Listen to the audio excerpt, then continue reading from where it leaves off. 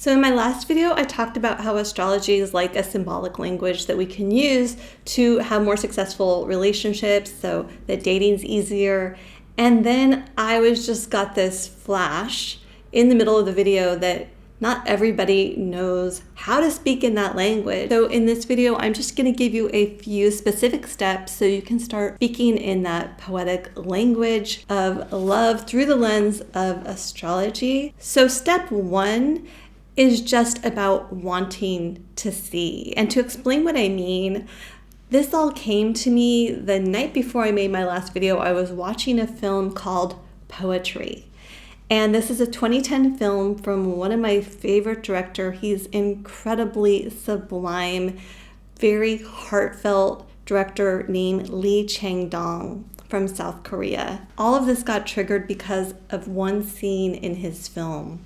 A woman goes to take a poetry class and the teacher's standing in front and he says, to write poetry, you must see well. The most important thing in life is seeing. And then he shows the class an apple and says, what is this?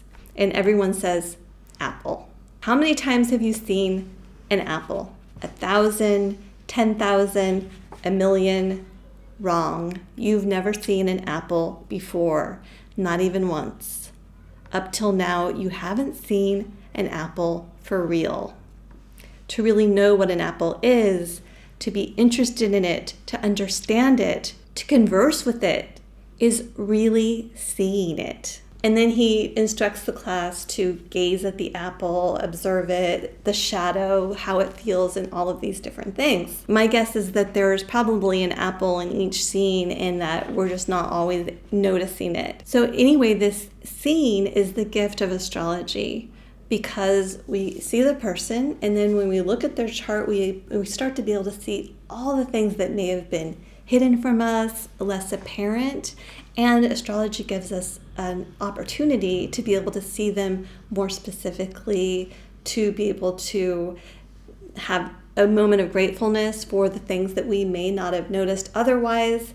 And it's just essentially like a microscope we can put on something to be able to look at it in detail. So number one is just seeing and celebrating the desire to see and the ability to see. Step two is just gathering all of the things that we're seeing.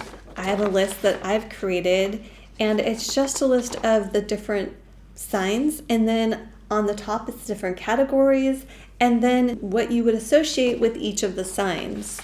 Now, you may not want to write a whole list yourself, and if you like my list, you could have it, but this is really not the point. The point, in my view, is to try to see if you can create a list of your own, even if that means having a list of categories that you want to look for and then going around on the internet and finding different lists. Because I'll tell you this, let's say you want to look for a list of colors associated with each signs.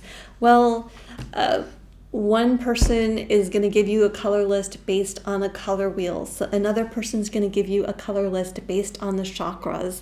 There's so many different ways to categorize the colors associated with each of the signs. Same for a list of gods and goddesses. Well, which era of the world are you talking about when you want to start looking at the different gods and goddesses of the signs? Same goes for gems. If you were to go and get your ears pierced, for instance, you're going to see the gems for each of the months, but those are not the gems necessarily associated with the different zodiac signs. Same for different astrology methods. Some of them might say this gem is associated with this sign, and other ones might say other ones. Same for careers. People aren't going to have all the same beliefs around any of this stuff.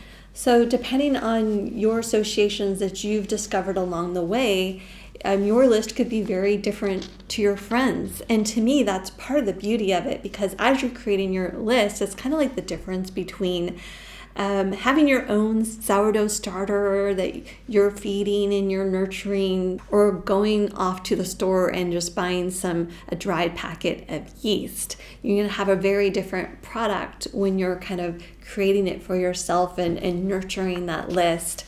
And because of this, I would say as you're doing this exploration, step 3 would be have a piece of paper, a pen with you anytime you're exploring the different signs, because probably things are going to come up for you and you want to be able to have a way to capture that. And once again, just being able to assure yourself that there's no perfect list, that through time you're going to be changing as an astrologer and what you see. Really what this all comes down to is that it should be fun. You should be enjoying your discovery of your apple or your Venus. It should be enjoyable. It should be helping you to see, not be a thing where you're trying to create the perfect poem. If it's giving you insight that's opening up your journey to love, making your relationships better, deeper, happier, then it's working. And step 4 is to only write one poem. And the reason I'm saying this is because I was inspired by the film Poetry.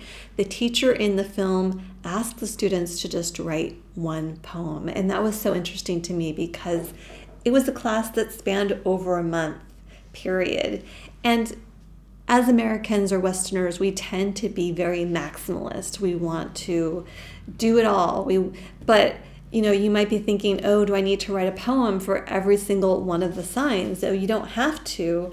I would ask you to instead decide what it is that you want to explore. Do you want to explore your own search for a soulmate? Do you want to explore yourself and how you are, your own feminine energy in a relationship? Or maybe you have a past person that you dated and you want to get more closure.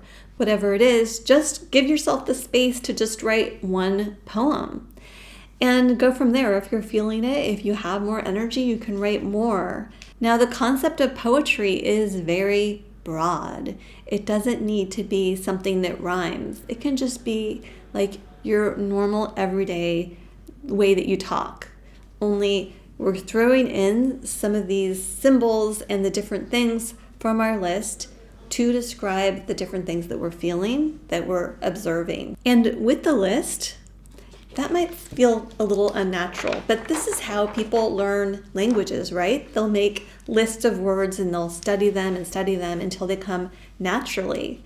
And so the fact that you don't know necessarily what the signs, all the different aspects of the signs are yet, or maybe you do, but it just doesn't come to me really easily.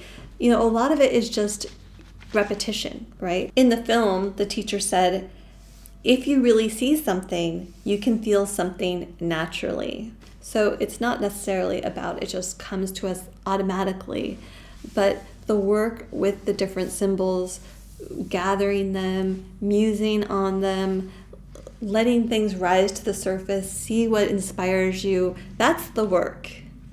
And it's not about writing the perfect poetry. It's all about the inspiration that process gives you, and hopefully giving you space to be able to have that successful relationship that you're ready to call in.